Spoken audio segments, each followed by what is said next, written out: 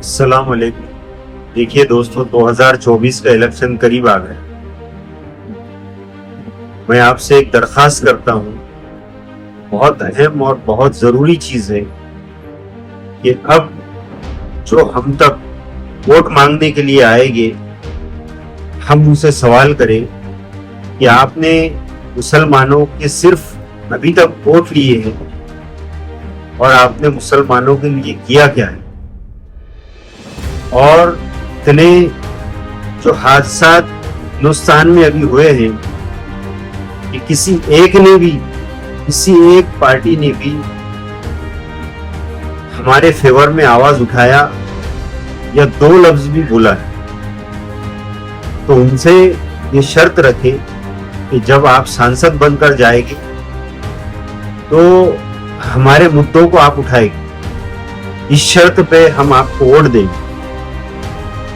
और देखने में तो यही आ रहा है कि हम जिसको भी चुनकर दे वो जाकर एंटी मुस्लिम हो जा रहा है और उस पार्टी में बैठ जा रहा है जो कि एंटी मुस्लिम है खुले तौर पर।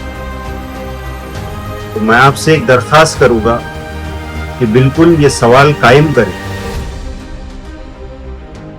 एक दूसरी अहम बात वो ये है, हमारे जो लीडर बने फिरते हैं, अब हमारे मोहल्लों में, हमारे घरों पर और हमारे इलाकों में स्टेज प्रोग्राम लेंगे।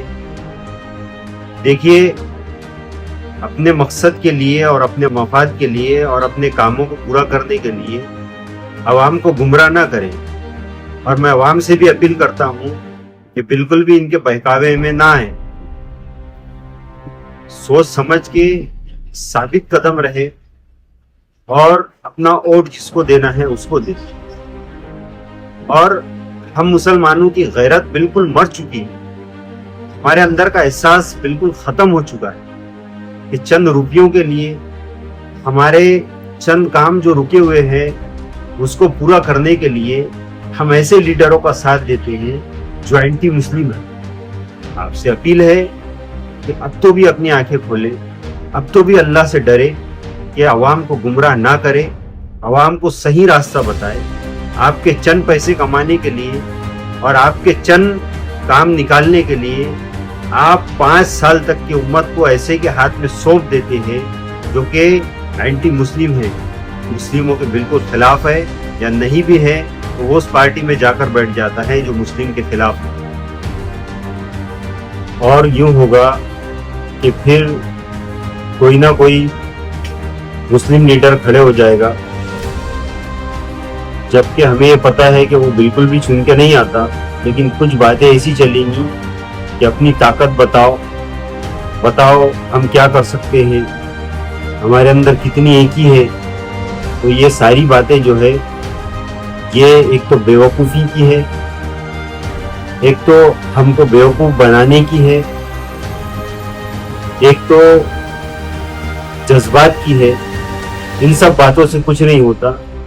सोच समझकर, अकल से और चारों तरफ का माहौल देखकर हम अपने वोट का इस्तेमाल करें।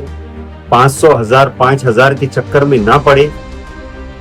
5 साल तक आने वाले हमारे साथ अच्छा होना चाहिए, हम सब मुसलमानों का भला होना चाहिए, सब माइनॉरिटी का भला होना चाहिए।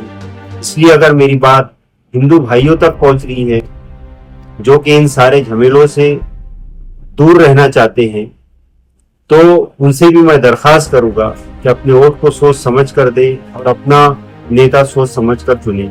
अल्लाह हाफ़िज़।